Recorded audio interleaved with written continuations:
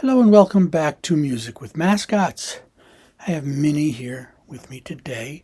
She was barking at me this morning and said, I want to be in your next video because I haven't been in a video for a while. But she was barking at me. The first 3 months we had her, she never uttered a peep. Now she barks and she plays and she's trembling a little bit because she's kind of scared of the basement. There's just stuff down here and she doesn't know what to make of it. But she said, I want to be in today's video. So here she is, and she's trembling. So I'm going to take her back upstairs, but I wanted her to be here for the introduction. She's becoming a very brave little girl. She gets out and about and moves around the house freely now, which she never used to do. And she's just, becoming a much happier dog than when we got her. And she is very well loved in this house. So today I am doing a little unboxing of a couple things I've got to improve the sound of my life, the soundtrack of my life. I have here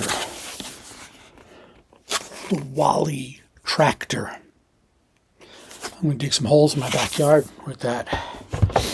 And then the Wally Skater. With those holes, I'm going to make a nice skating rink. Use this, right? Okay, enough silliness. You guys know me well enough to know that if there's no silliness in my life, I'm just not happy. I have to have silliness.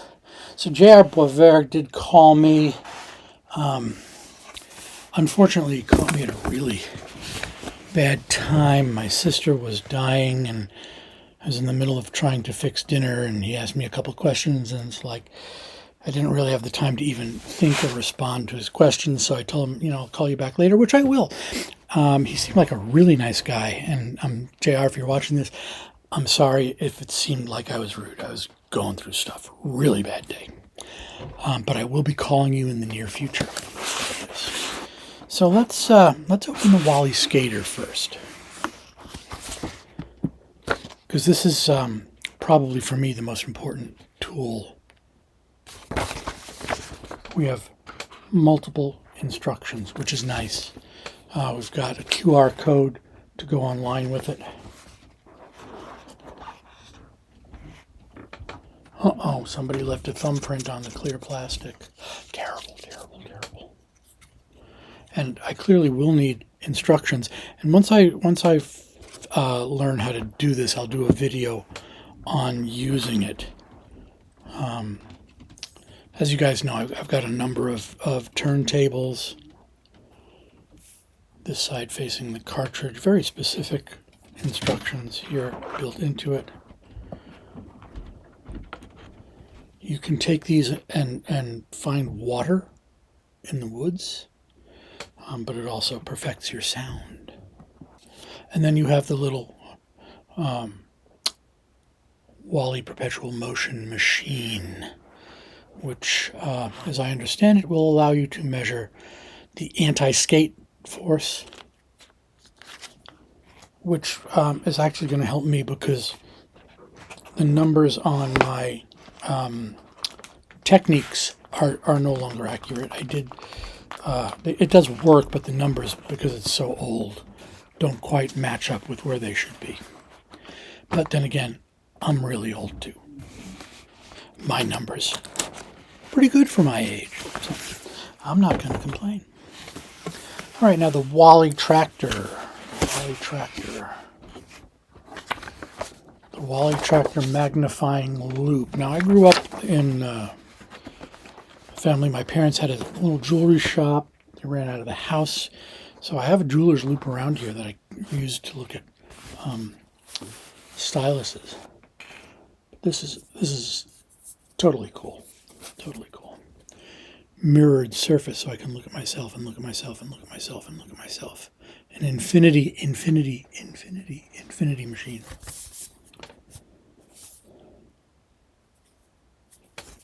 It's got lots of numbers, and I know that there are different tracking angles we can set the unit on at. And I will be learning about that. There's the loop. Very nice. I'm going to set that.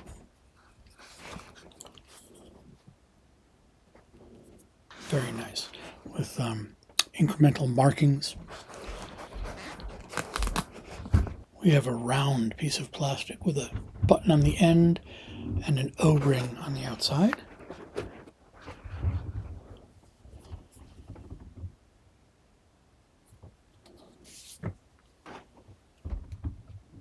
Then we have something that has a lot of numbers on it.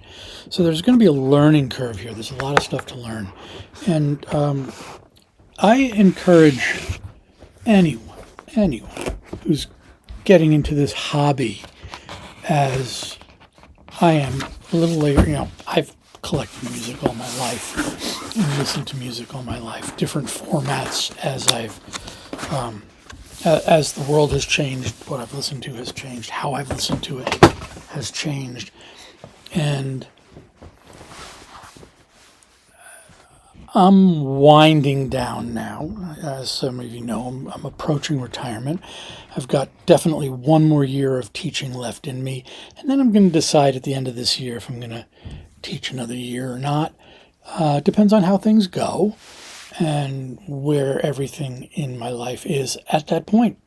So, but I'm learning so much in this hobby.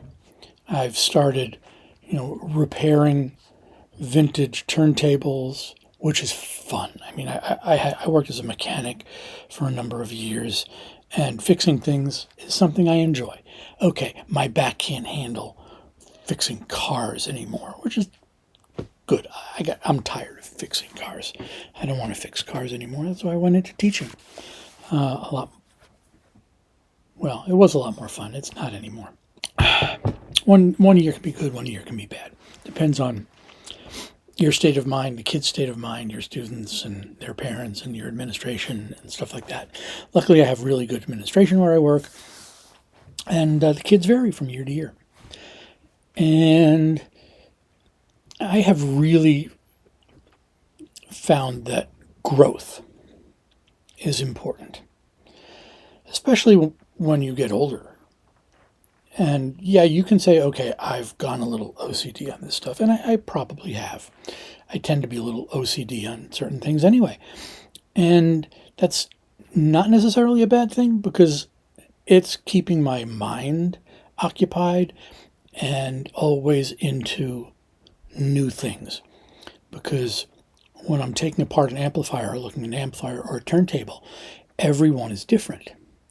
And that's interesting. That's kind of one of the things that I liked about working on cars. Every car, every model was different. I like listening to new music all the time. And I'm really enjoying comparing different pieces of equipment and passing that knowledge that I'm gaining onto you and learning from you guys. I've gotten some great input. The channel is still very small, but I've gotten some great input from my viewers, and I really appreciate that. And I'm learning all the time. And a lot of you have a lot more experience with certain things than I do. And I'm in the process now. I want to do a comparison. I've got two Audio-Technica cartridges. One's the Shibata, one's the Microline. They've both been through their break-in period. And I want to do a comparison of the two. And these are the AT95s, and they're basically the same cartridge, different stylus. And I want to see the difference between the Shibata and the Microline. And I figured this is a good way to do it. But I also wanted to make sure I got the setup as accurate as I possibly could. So that's why I decided, okay, I'm going to splurge on the Wally Tools. All right. I'm here with Kiri for part two of a little unboxing here. I did the Wally Tools yesterday and combined these to a very short video. Kiri's very proud of herself. She chased off the horrible FedEx man. The FedEx man left something very tasty, she thought, very tasty behind. At least it smelled good. Smell good? I'm not going to let you chew on it. No. But here it is. Okay. It's not a record. Although I could see why you might think it was a record. But what's shaped like a record, same size as a record, and goes under a record? You got it. And these are Wooden Bull, solid sound, leather and cork. From cork? No. Leather and cork, audiophile turntable mats. I got two. I'm going to try these out. These came highly recommended. Very nice. Leather on one side, cork on the other. There's writing. There's writing. Anti-static, vibration dampening grip mat for use with quality turntables. If you buy it and use it on a turntable that they don't consider quality, tough noogies. Use it on whatever you want if you want a mat. www.woodenbull, woodenbull.com. I think these came from England. They came from Europe. So this is the black leather. I got a black leather.